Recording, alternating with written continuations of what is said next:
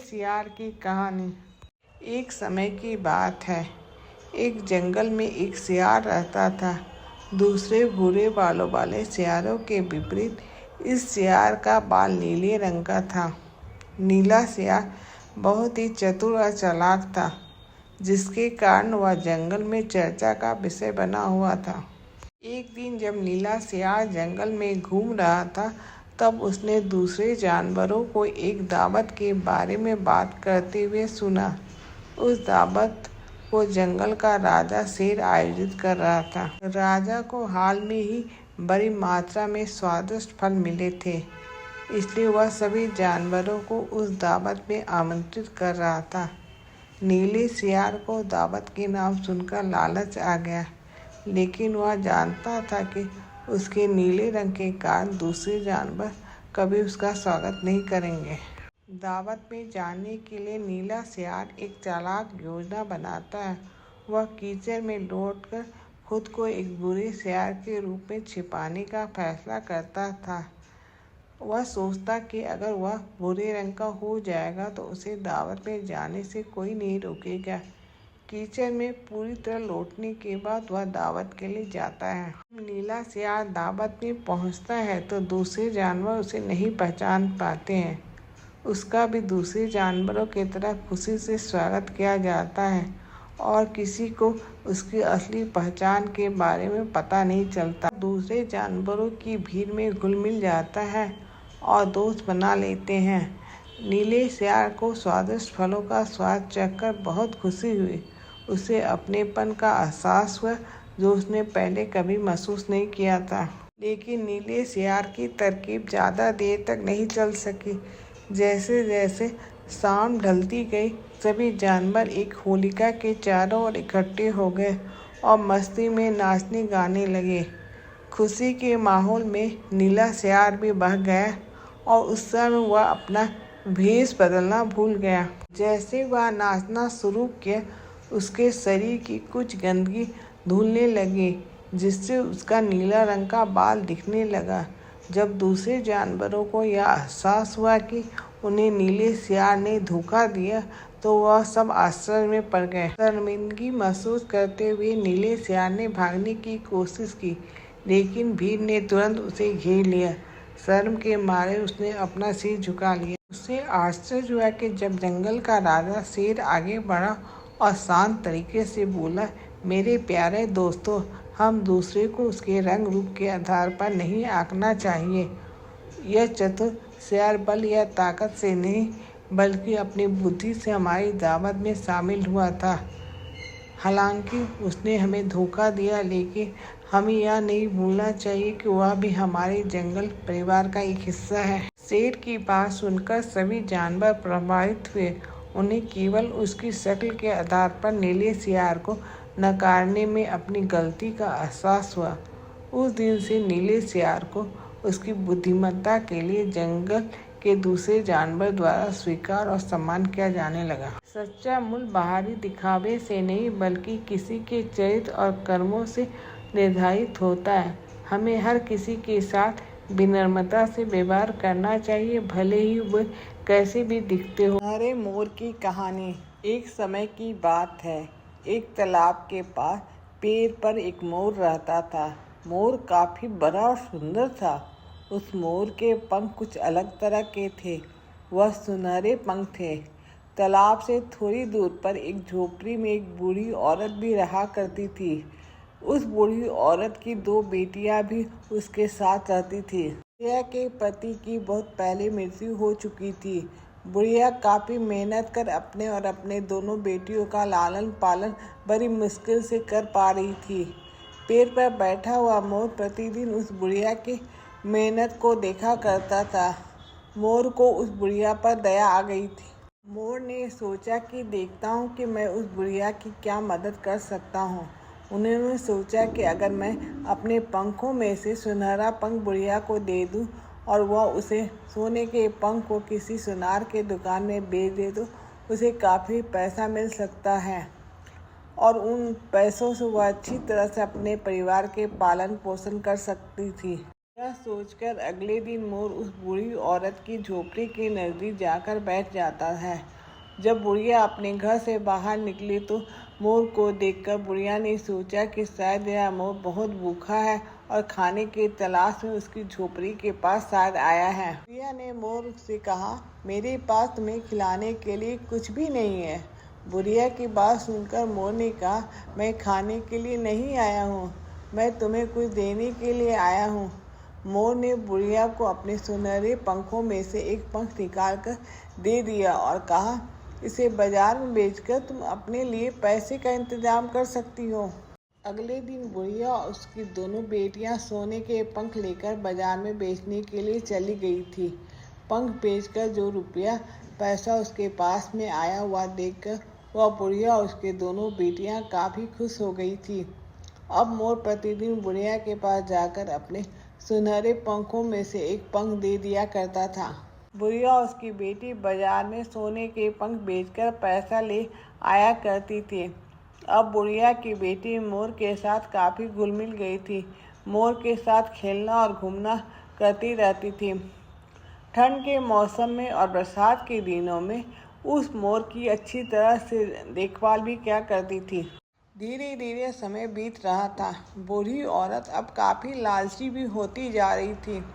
उसने सोचा कि एक सुनहरे पंख से जब उसे इतने पैसे मिल सकते हैं, अगर एक ही बार में सारे पंख ले लिया जाए तो उसे बाजार में बेच आया जाए तो एक ही बार में काफ़ी पैसे मिल सकते हैं। यह सोचकर उसने एक योजना बनाई।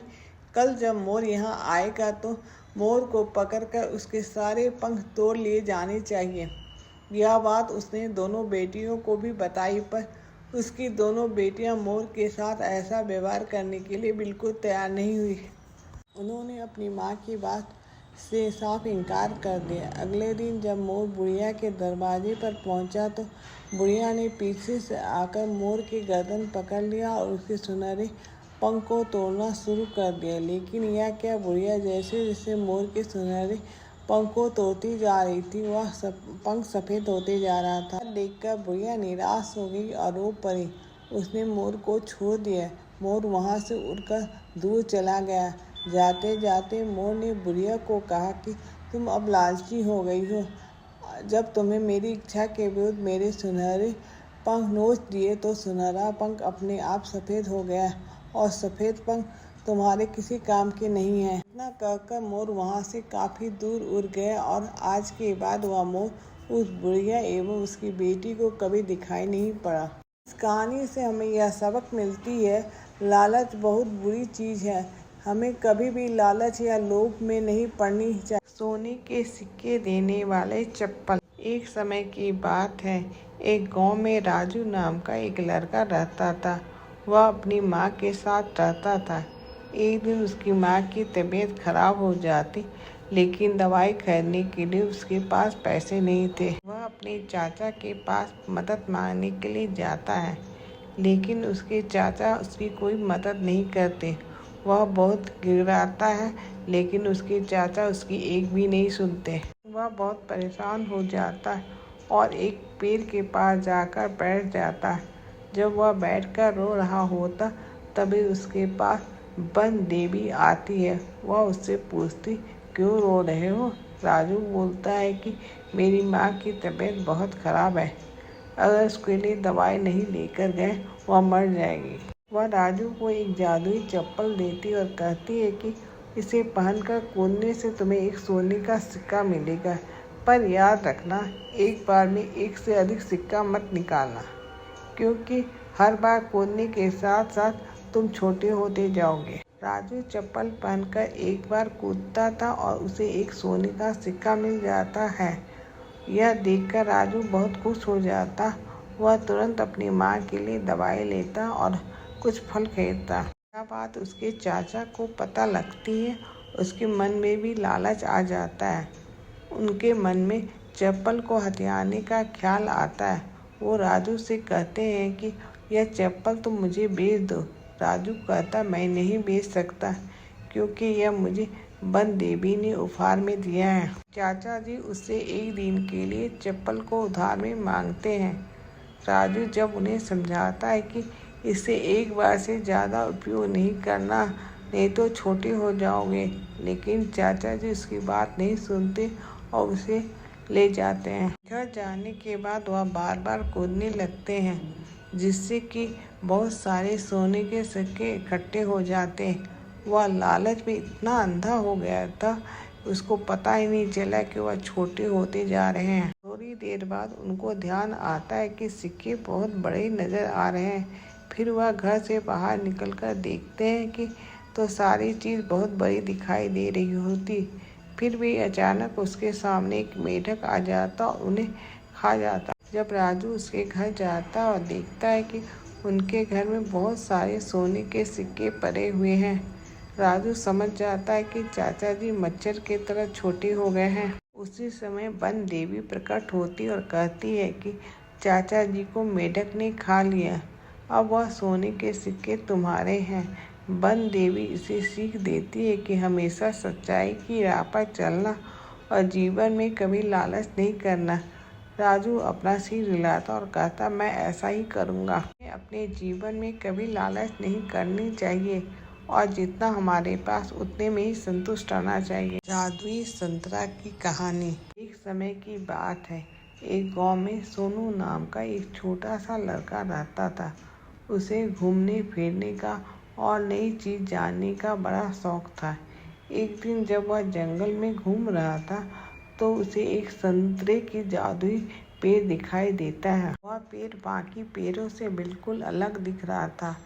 जब सोनू एक संतरे को चखता तो उसे अपने अंदर भरपूर ऊर्जा महसूस होती है और उसका दिमाग पहले से बहुत तेज हो जाता है। सोनू उस जादुई संतरे का इस्तेमाल अपने खुद के फायदे के लिए करने लगा।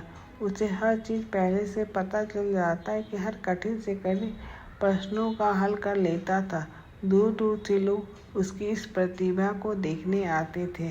जैसे जैसे समय बीतता गया, सोनू की शक्तियाँ कम होती गई। पेड़ पर संतरों की चमक भी कम हो रही थी और धीरे धीरे उसकी भी शक्तियाँ खत्म होने लगी थी। जल्द ही सोनू को यह एहसास होता है कि वह अपनी खुद की प्रतिभा को नज़रअंदाज करते हुए जादुई संतरे की शक्ति पर बहुत ज़्यादा निर्भर हो गया है। सोनू को अपनी गलतियों का एहसास होता है। वह जादुई संतरे के पेड़ के पास वापस जाता है। वह अपने लालची स्वभाव के लिए माफ़ी मांगता है और वादा करता है अपनी काबिलियत का उपयोग वह अच्छे कामों के लिए करेगा। फिर अचानक से पेड़ के बचे हुए संतरों में वापस चमक आ जाती है। कुछ दिन के बाद से सोनू वह समझ गया कि असली शक्ति हमारे अंदर ही होती है। हमें अपनी खुद की कौशल और प्रतिभा का इस्तेमाल करके ही दुनिया में बदलाव और खुशी ला सकते हैं। हमें सफलता प्राप्त करने के लिए किसी जादू या शक्ति के बाहरी स्रोतों पर निर्भर नहीं रहना चाहिए, बल्कि हमें अपनी क्षमताओं को बढ़ाने पर ध्यान देना चाहिए। उसका उपयोग करके दुनिया में सकारात्मक बदलाव लाना चाहिए।